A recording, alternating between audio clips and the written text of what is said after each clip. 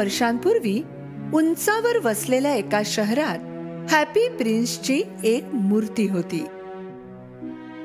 मूर्ती डोक्यापासून पायापर्यंत सोन्याने मढलेली होती आणि तिच्या तलवारीच्या मुठ्ठीवर एक मोठा लाल रंगाचा रुबी सजवलेला होता. राजकुमाराच्या डोळ्यांसाठी 2 चमकणारे हिरव्या रंगाच्या पन्न्यांचा वापर केला होता.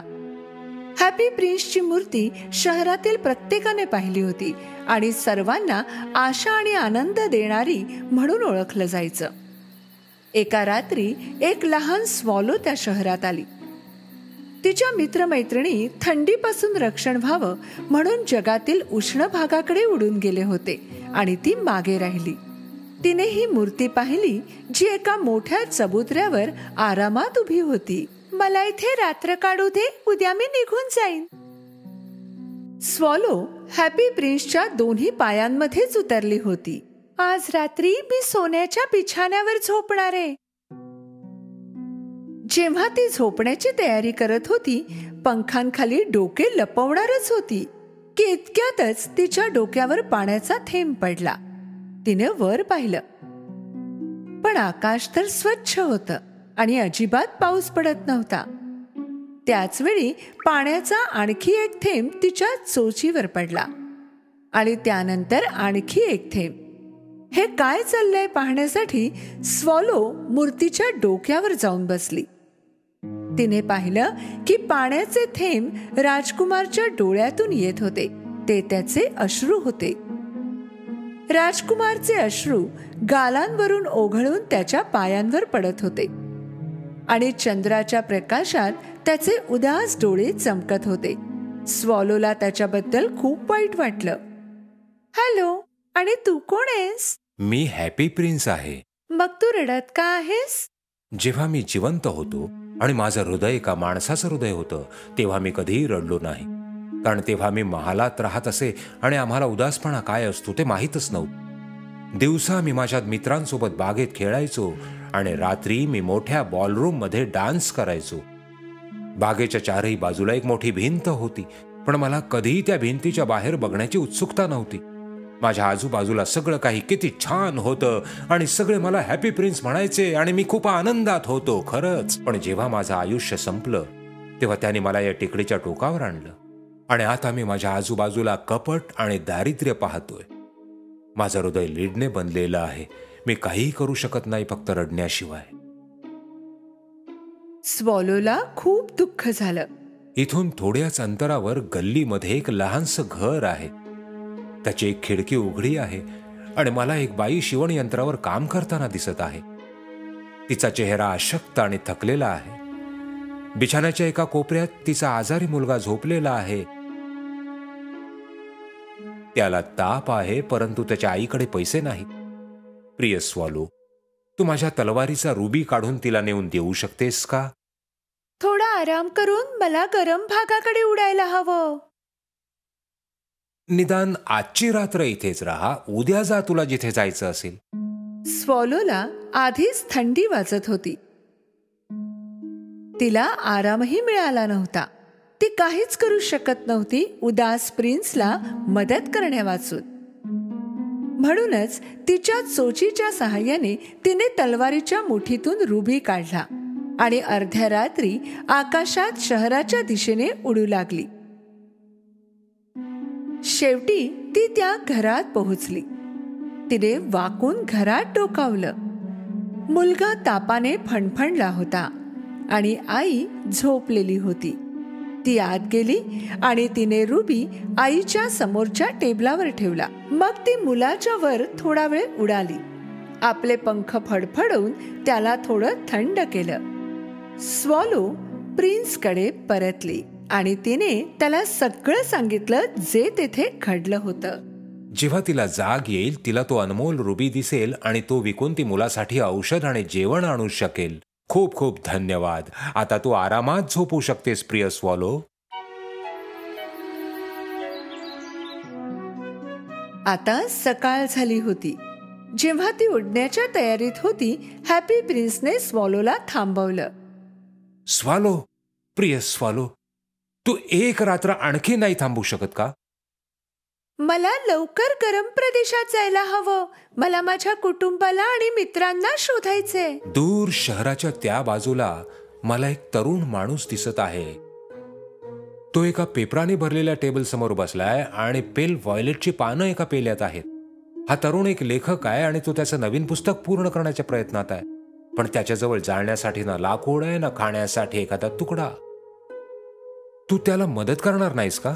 नरम हृदयाच्या स्वॉलोने आणखी एक रात्र तेथेच राहण्याचं ठरवलं, फक्त त्या तरुण लेखकाला मदत करण्यासाठी. दुर्दैवाने माझ्याकडे आणखी एखादा रुबी नाही, पण माझ्या डोळ्यात देखील एक मौल्यवान पन्ना आहे. त्यापैकी एक घे आणि लेखकाला नेऊन दे. हे ऐकून स्वॉलोला खूप दुःख झालं. आधी ती या बाबतीत सहमत नव्हती, पण जेव्हा प्रिन्सने जोर दिला तेव्हा तिने मान्य केलं. तिच्याजवळ आणखी कोणता उपायही नव्हता, म्हणून तिने तिच्या चोचीने पन्ना काढला आणि तिने प्रिन्सने सांगितलेल्या विभागाकडे उडायला सुरुवात केली. जेव्हा ती त्या लेखकाच्या घरी पोहोचली, तो तरुण आपल्या हाताच्या ओंजळीत चेहरा लपवून उदास होऊन टेबलाजवळ बसला होता. त्याने पक्षाच्या पंखांचाही आवाज ऐकला नाही. जेव्हा त्याने वर पाहिलं, त्याने पेल व्हायोलेटच्या वर एक चमकदार पन्ना पाहिला. त्याला वाटलं त्याचं लिखाण आवडलेल्यांनीच हा पन्ना तेथे ठेवला असावा, म्हणून त्याने तो पन्ना उचलला आणि आनंदाने उठला. मी जाण्याआधी भेटायला आले आहे. प्रिय स्वॉलो, तू फक्त आणखी एक रात्र थांबतेस का? आता थंडी वाढते, कधीही बर्फ पडायला सुरुवात होईल. मला खरंच जायला हवं. माझ्या प्रिय राजकुमारा, आता मला उडायला हवं, पण मी तुला कधीच विसरणार नाही. ठीक आहे, पण माझी एक शेवटची इच्छा आहे. कृपा करून ती पूर्ण कर. खाली उतरल्यावर जो चौरस्ता आहे तेथे एक लहान मुलगी काडेपेट्या विकते आहे, पण तिच्या काडेपेट्या पाण्यात पडल्या आणि सगळ्या भिजल्या. आता जर ती पैशांशिवाय घरी गेली तर तिचे वडील तिच्यावर खूप रागावतील आणि ते सुद्धा आज रात्री उपाशीच राहतील. ती तेथे रडत बसली आहे. तिच्याजवळ बूट, मोजे आणि डोके झाकायला टोपी देखील नाहीये. माझा दुसरा डोळा काढ आणि तिला नेऊन दे, म्हणजे ते खाऊ पिऊ शकतील. ही गोष्ट ऐकून स्वॉलोने आणखी एक रात्र राहण्याचा निर्णय घेतला. ठीक आहे, पण हे शेवटचं. पण मी तुझा डोळा नाही काढू शकत, मग तू पाहू शकणार नाहीस. माझ्या आजूबाजूला असे भोकेले आणि लाचार लोक पाहून मला जास्त वाईट वाटतं, म्हणून मी सांगतो तसं कर. त्याचा डोळा काढून ती खालच्या बाजूला उडत गेली.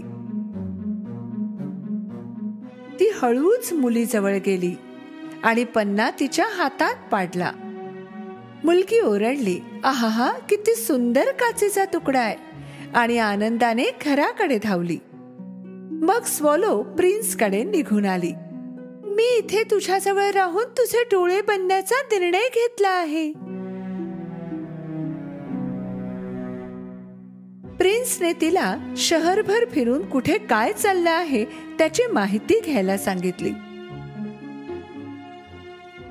स्वॉलो शहराकडे उडत गेली आणि तिने पाहिलं की श्रीमंत लोक त्यांच्या घरांमध्ये आरामात बसलेत आणि गरीब थंडीपासून वाचावे म्हणून शेकोटी पेटवण्याचा प्रयत्न करतायत. जेव्हा ती अंधाऱ्या गल्लीत गेली, तिने भुकेल्या मुलांचे उदास चेहरे पाहिले. पुलाच्या खाली तिने पाहिलं, 2 मुलं एकमेकांच्या पायावर झोपलेत, एकमेकांना गरमी देण्याचा प्रयत्न करतायत.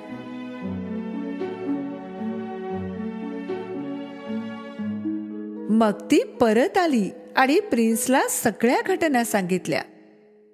मी पूर्ण खऱ्या सोन्याने मढलेला आहे. संपूर्ण सोनं काढ आणि गरिबांना वाट. त्यांना वाटतं की सोनं त्यांना आनंद देतं, पण खरं तर आरोग्य आणि साहित्य तुम्हाला आनंदी ठेवतं. स्वॉलोने प्रिन्सच्या मूर्तीवरचं संपूर्ण सोनं काढायला सुरुवात केली, जोपर्यंत प्रिन्स अशक्त आणि दुःखी दिसत नव्हता. आणि तिने सर्व सोनं जे रस्त्यावर गरीब होते त्यांना देऊन टाकलं. तोपर्यंत बर्फ पडू लागला. रस्ते बर्फाने भरून गेले. स्वॉलो रोज प्रिन्सच्या शरीरावरून सोनं काढायची आणि गरिबांची मदत करायची, जोपर्यंत त्याच्यावर सोनं होतं. लहानशी स्वॉलो थंडीने कुडकुडू लागली, पण ती प्रिन्सला एकट्याला टाकून जाऊ इच्छित नव्हती. ती त्याच्यावर खूप प्रेम करत होती, पण शेवटी तिला माहित होतं की ती मरणार आहे. शेवटच्या श्वासाच्या सहाय्याने ती प्रिन्सच्या खांद्यावर जाऊन बसली. गुड बाय माझ्या राजकुमारा. शेवटी तू गरम प्रदेशात जाण्याचा निर्णय घेतलासच ना प्रिय स्वॉलो? स्वॉलो प्रिन्सला सांगू शकली नाही की ती कुठे चालली आहे, म्हणून तिने हळूच त्याच्या गालाचं चुंबन घेतलं आणि त्याच्या पायाजवळ जमिनीवर पडली. त्याच वेळी हॅपी प्रिन्स मूर्तीच्या आतून तुटण्याचा आवाज आला. हे त्याचं लीडचं हृदय होतं, ज्याचे तुकडे होत होते. जेव्हा सकाळ झाली, सर्व लोक मूर्तीच्या आजूबाजूला जमा झाले आणि त्याच्याकडे आश्चर्याने पाहू लागले. मग सगळ्यांनी स्वॉलोचे निर्जीव शरीर पाहिले, जे प्रिन्सच्या पायाजवळ पडले होते. सगळे दुःखी झाले. मग त्यांना गर्दीतून एक आवाज आला. तो तरुण लेखक होता. आत्ता मला कळलं की हॅपी प्रिन्स या अवस्थेत का आहे. त्याने आणि या छोट्याशा स्वॉलोने स्वतःचा आमच्या आनंदासाठी बळी दिला. म्हणूनच आनंदी रहा, उदास होऊ नका. या शहरात 2 सर्वात सुंदर हृदय त्यांचीच होती आणि नेहमी तशीच राहतील.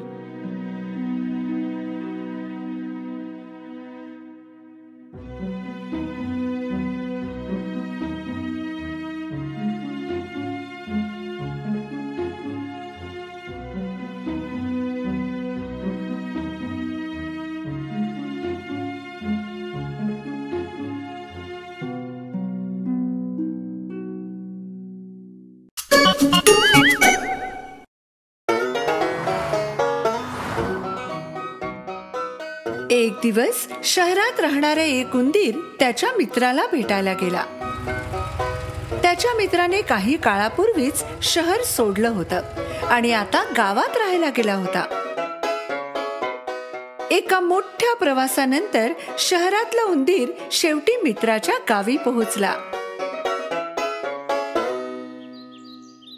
ही जागा किती घाणेरडी आहे. तू अशा जागेत कसा राहतोस?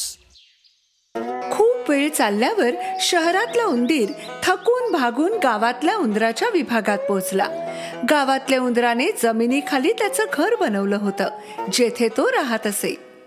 माझा मित्र एवढ्या वाईट वातावरणात कसा राहतो हेच मला कळत नाही. शहरी उंदराने दार वाजवलं. गावातल्या उंदराने दरवाजा उघडला. आपला मित्र अचानक आल्यामुळे गावातला उंदीर आश्चर्यचकित झाला आणि त्याला आनंदही झाला. माझ्या प्रिय मित्राचे स्वागत असो. असं काय झालं की तू इथवर आलास? शहरातल्या आयुष्याला कंटाळलो होतो आणि माझी इच्छा होती की तुला भेटावं आणि तुझं आयुष्य पाहावं, आणि मला वाटत होतं तू सुखी नसावास. कोणी सांगितलं? आत ये, मी तुझ्यासाठी काहीतरी खायला बनवतो. दोघेही आत आले. शहरातला उंदीर त्याचं घर पाहून चकित झाला होता, कारण गावातला उंदीर अंधाऱ्या छोट्याशा कुबट बिळात राहत होता. ओ, तुझं घर किती कोंदट आणि छोट आहे. तू इथे कसा राहतोस? गावातल्या उंदराने मित्रासाठी काहीतरी बनवलं होतं. टेबलावर पनीर, सॅलेड, गाजर आणि मक्याचा तुकडा होता. ये मित्रा, डिनरचा आनंद घे. शहरी उंदराने जे काही टेबलावर ठेवलं होतं ते पाहिलं आणि म्हणाला, तू याला पाहुणचार म्हणतोस? अरे, जिथे आम्ही राहतो तिथे अशा जेवणाकडे ढुंकूनही पाहत नाही. आमच्याकडे केक्स, पेस्ट्रीज, पनीर आणि विविध प्रकारचं मांस असतं. शहरात तुम्हाला हवं ते मिळू शकतं. खरं तर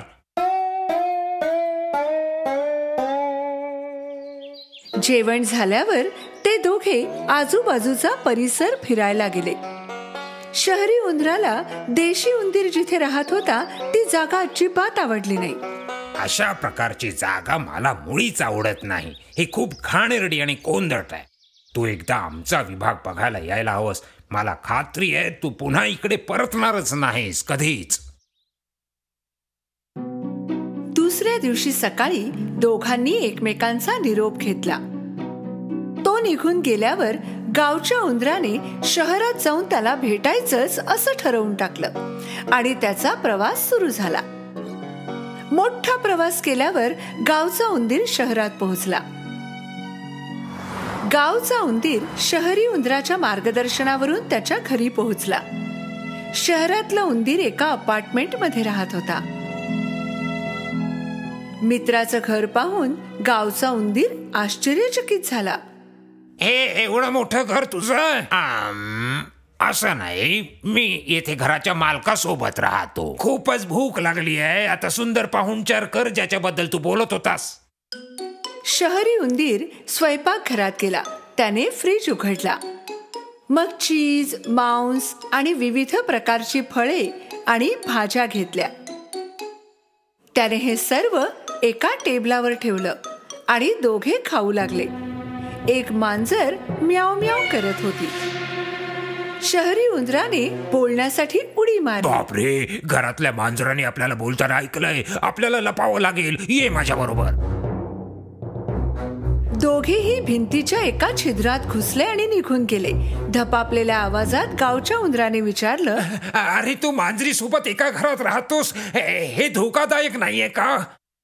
निश्चितच आहे, पण आराम आणि संपन्न घर हवं असेल तर मला त्याची किंमत मोजावीच लागेल.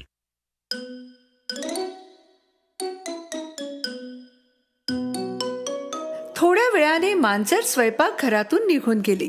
मग हे दोघे भिंतीतून बाहेर आले आणि पुन्हा खायला सुरुवात केली. थोड्या वेळाने त्यांना रस्त्याचे दार उघडल्याचा आवाज आला आणि शहरी उंदीर घाबरला. चल, घराचे मालक आले आहेत, पळ लवकर. त्याने आपल्याला पाहण्याआधी इथून निघूया. उंदीर पुन्हा भिंतीच्या छिद्रात निघून गेला आणि शहरी उंदराने धपापतच एक प्रश्न विचारला.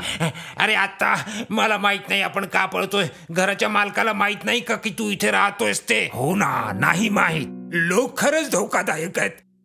तू अशा प्रकारे घरात कसा काय राहतोस? हे ठीक आहे, काही का असे ना, पण मी खूप आनंदात आहे. बघ, मला जेव्हा खायचं असेल तेव्हा मी हवं ते खाऊ शकतो. चल, आता धोका नाही. चल, जाऊन जेवूया आपण. गावचा उंदीर बिळातून बाहेर आला, पण तो जसा बाहेर आला तसा दरवाजाकडे गेला आणि तक्रार करू लागला. नको, धन्यवाद बाबा. आता माझी भूक मेली आहे. माझ्यासाठी एवढं घाबरणं खूप झालं. मी निघालो. कुठे निघालायस? मी घरी चाललोय. माझं घर श्रीमंत नसेल, पण मी स्वतंत्रपणे शांततेत राहतो. सतत घाबरून राहण्यापेक्षा मी शांततेत आणि स्वतंत्रपणे राहणंच बरं आहे. आणि म्हणूनच गावचा उंदीर आपल्या गरीब आयुष्यात परत आला आणि सुखाने जगू लागला. तो कधीही पुन्हा शहरात गेला नाही.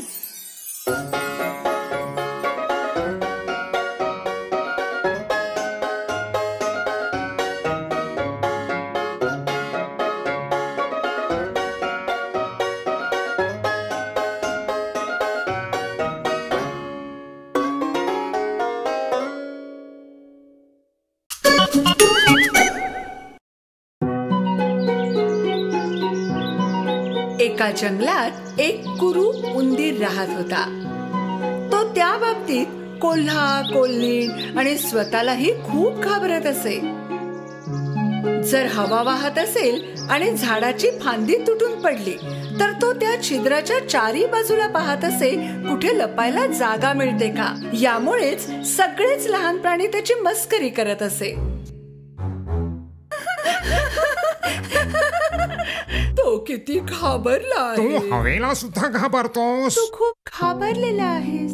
तू खूप घाबरलेला आहेस. खूप घाबरलेला आहेस. एक दिवस उंदीर चांगला सराव करून जंगलाचा राजा सिंह याला भेटायला गेला. सिंहाने नुकतंच जेवण केलं होतं आणि तो त्याच्या गुहेसमोर एक डुलकी काढत होता. उंदराने काय योजना बनवली असेल हे जाणून घेण्यासाठी त्याचे मित्र खूप उत्सुक होते. उंदराने सिंहाच्या शेपटीवर चढायला सुरुवात केली. तो सिंहाच्या पाठीवरही चढला. आपल्या चेहऱ्यावर आत्मविश्वास ठेवून त्याने आपल्या मित्रांना एक पोजही दिली. खरं तर तो खूप घाबरला होता, पण तो तसं दाखवत नव्हता. त्याच वेळी सिंहाला जाग आली आणि जशी त्याने त्याची फर हलवली, उंदीर खाली पडला. उंदीर आणि सिंह दोघांची नजरानजर झाली. बाकीचे प्राणी काळजीत होते.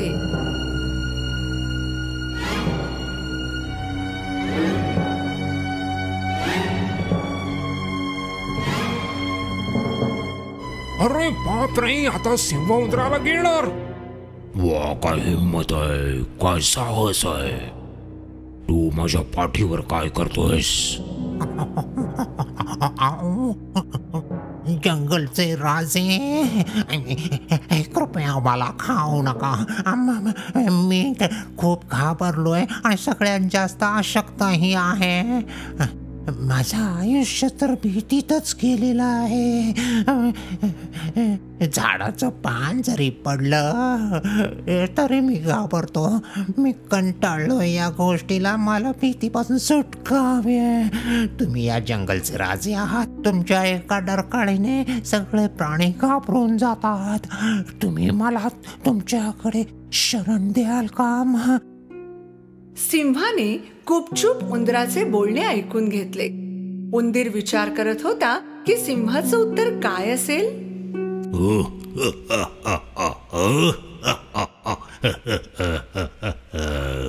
मी तुला का बरं मदत करावी? मला फक्त एक कारण सांग, मी तुला का खाऊ नये? तुमची मदत तुम्हाला परत मिळेल, मी वचन देतो. कदाचित एक दिवस माझी तुम्हाला मदत लागेल. उंदराचे बोलणे पूर्ण झाल्याबरोबर सिंहाने अशी काही गर्जना केली. एक छोटासा उंदीर, तू मला काय मदत करणार? पण त्याच्या समोर लहानशा उंदराला थरथर कापताना पाहून सिंहाने त्याला न खाण्याचा निर्णय घेतला. देवाच्या कृपेने माझं पोट भरलेलं आहे. आता माझ्या समोरून निघून जा. उंदीर तेथून पळाला. दुरून जे काही होत होतं ते पाहून त्याचे मित्र आश्चर्यचकित झाले होते.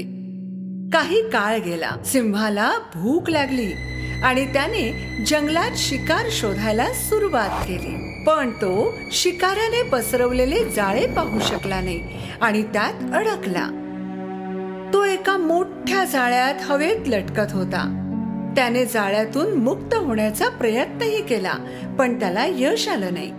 तो जंगलाचा राजा होता आणि जर त्याने मदतीसाठी आरडाओरडा केला असता तर तो त्याचा अपमान ठरला असता आणि सर्व शिकारी ते ऐकून तातडीने त्याला न्यायला आले असते. त्याने वाट पाहण्याचं ठरवलं. या दरम्यान जंगलाच्या अन्य प्राण्यांनी सिंहाला पाहिलं, पण कोणीही त्याच्याजवळ जाण्याची हिंमत केली नाही. तेथून जात असलेल्या उंदराने त्याला पाहिलं आणि त्याची मदत करण्याचा निर्णय घेतला. तो थेट त्याच्याजवळ पोहोचला. त्याने सिंहाच्या लांब शेपटीवर चढायला सुरुवात केली आणि जेव्हा तो जाळ्यावर पोहोचला त्याने जाळे कुरतडायला सुरुवात केली.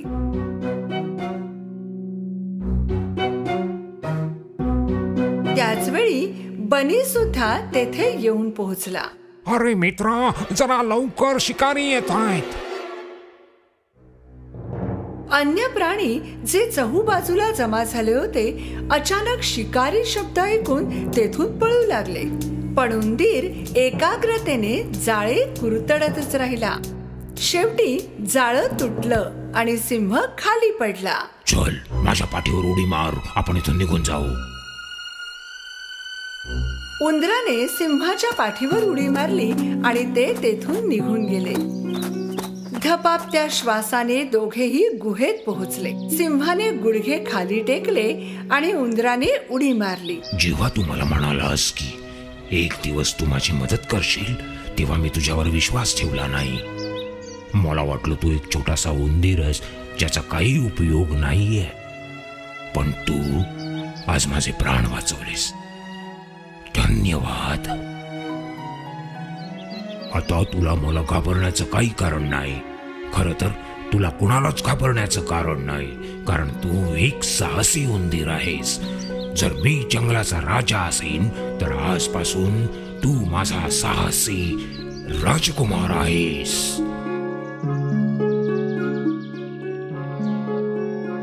सिंह आणि उंदराने हसायला सुरुवात केली.